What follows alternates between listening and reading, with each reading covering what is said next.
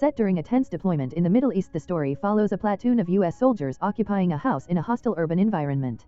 The film opens on a surreal high-energy note with the soldiers blowing off steam dancing to Call on Me by Eric Prydz. But the mood quickly shifts as the troops return to the grim reality of their mission, clearing buildings, securing perimeters, and watching for threats in an increasingly volatile situation. Captain Eric leads the unit with a calm but focused demeanor, directing his men through the layered dangers of urban warfare. The soldiers, including Frank Elliott, Sam, Tommy, and Mac, settle into their roles, establishing observation posts and monitoring civilian and enemy movements. Their base is a makeshift stronghold carved into a residential structure where walls are broken down for tactical advantage and every window or rooftop could pose a threat. Tension builds gradually as the soldiers observe suspicious activity. Civilians mill about, but their movements become more coordinated and probing. Multiple reports of militarized males, MAMs, peeking around corners, massing in buildings, and watching U.S. positions hint at a brewing insurgent attack. Despite no overt violence yet, the signs are ominous, and the soldiers' banter and situational updates are laced with dread. Air support critical to their defense is suddenly rerouted to another unit under fire. Profane, their aerial surveillance call sign checks off station, leaving the soldiers more vulnerable. Captain Eric and the team are left to rely solely on their training, weapons, and coordination. Suddenly a wave of insurgent activity erupts. Grenades are thrown into the building and gunfire shatters windows. The soldiers scramble to respond, shouting over each other, exchanging fire and taking cover. Elliot is wounded and chaos ensues as the team tries to assess injuries and hold their position. With enemy forces closing in, the need for a medical evacuation becomes urgent.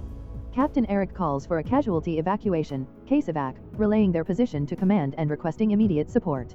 Meanwhile, activity outside intensifies. More insurgents gather, vehicles unload, armed men and rooftops become active combat zones. The house becomes a pressure cooker as the soldiers rush to gather gear, treat the wounded, and prepare to collapse their position. Amid the firefight, small moments of humanity and humor persist, like soldiers joking about missing gear or their favorite hoodie. But the overall tone remains intense and immersive, portraying the stress and decision-making in real time. As the case evac Bradley vehicle approaches, the unit prepares a tactical breakout. They set claymore mines, stack up with weapons ready, and begin moving Elliot and gear out under cover. Explosions mark their exit, clearing a path as the tank provides protection. Despite the danger, the extraction is executed with precision. The soldiers evacuate Elliot, then retreat back into the building, bracing for further assaults. The action crescendos with a chaotic yet controlled retreat, smoke, gunfire, and urgent radio chatter filling the soundscape. The film concludes not with resolution but with resilience. The enemy's full strength is yet unknown, but the soldiers have survived another engagement. Exhausted, wounded, but alive, they re-establish their defenses, waiting for what comes next. The story ends as a snapshot of modern warfare, gritty, relentless, and deeply personal, capturing the lived reality of soldiers fighting a war in slow motion and sudden terror.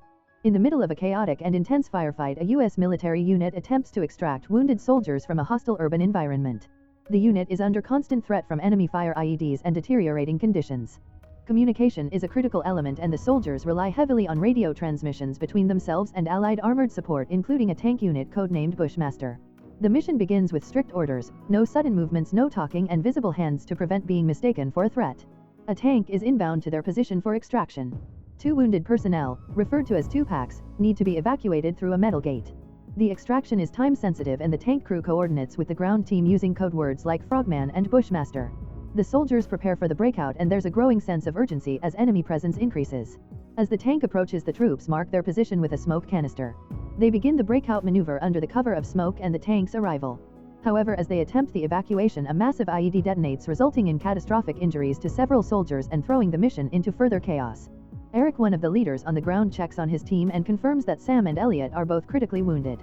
The scene shifts into intense close-quarters triage. The team scrambles to treat injuries under fire, applying pressure to wounds, searching for morphine, and preparing tourniquets. Communication remains constant but often breaks down due to the overwhelming noise and signal disruptions. Despite the chaos, the team attempts to coordinate with higher command and request air support. They call for a show of force from friendly aircraft, hoping to intimidate or scatter enemy fighters with low-flying jets. This maneuver temporarily relieves pressure but doesn't fully neutralize the threat. Amid the gunfire and explosions, the soldiers face emotional and physical breakdowns. Sam, in particular, is suffering from devastating leg injuries and is in unbearable pain. The medics attempt to stabilize him, but their limited resources and the surrounding danger make the situation dire. Elliot, also wounded, pleads for morphine while struggling with shock and panic. Ray, the medic, juggles priorities and tries to maintain calm while saving lives. The radio chatter intensifies. Command reports that the unit is still under effective fire and more help is needed immediately. Calls for collapse, retreat, and regroup are made, but confusion reigns as units try to locate each other through blood, smoke, and debris. Meanwhile, soldiers continue fending off enemies firing from rooftops and across the street. Internal command decisions are frantic, sometimes uncertain. Frank is instructed to secure the stairwell, indicating threats from above. Other soldiers take over communications as the original operators tend to the wounded. Eventually, the team prepares for a possible final assault. Casualty reports are transmitted and new requests for evacuation are made. There's an ongoing struggle between survival duty and the will to keep moving in the face of trauma. As the soldiers try to maintain composure, the grim reality of their situation, amputation, death, and disorientation sets in. Despite the constant action, the film lingers on the raw humanity and suffering of the men on the ground. The scene unfolds in the midst of a brutal combat operation where an American military unit known by the call sign Frogman is under heavy fire while attempting to extract wounded soldiers from an urban battlefield. Amidst chaos and gunfire, the team struggles to save two severely injured men, Sam and Elliot, who have sustained devastating injuries from enemy fire and white phosphorus. As explosions erupt and bullets rain from enemy-occupied rooftops, the team communicates through radios, coordinating their movements and calling in support. The wounded are administered morphine, but pain and panic still course through their bodies. Elliot, hit in the legs, arm, and abdomen, suffers immense pain despite the morphine. Sam is also critically wounded and losing blood quickly. The soldiers around them, Mac, Jake, Ray, Brock, and others, work with grim focus to keep the injured alive and prepare them for extraction. The battlefield is chaotic. Soldiers scream orders, drag the wounded, and return fire. Aerial support pilots relay that insurgents are setting up ambushes on rooftops encircling the Frogman unit.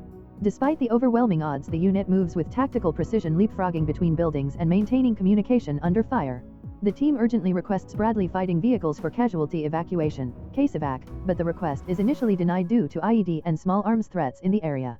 Frustrated and desperate, a soldier assumes the authority of commanding officer over the radio to force approval for the extraction. Once authorization is granted, the soldiers prepare to load Elliot and Sam into the approaching Bradleys.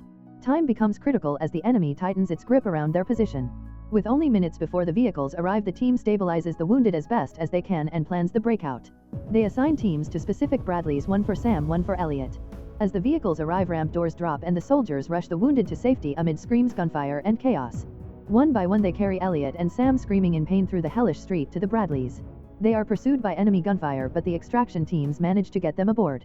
Once inside, the ramp is raised and the convoy prepares to exit the combat zone. Back at the stronghold, however, the remaining soldiers are still under threat. Enemy fighters are spotted converging on rooftops above them. Knowing they can't hold the position and that it's compromised, the soldiers order an airstrike on their own building to eliminate the threat.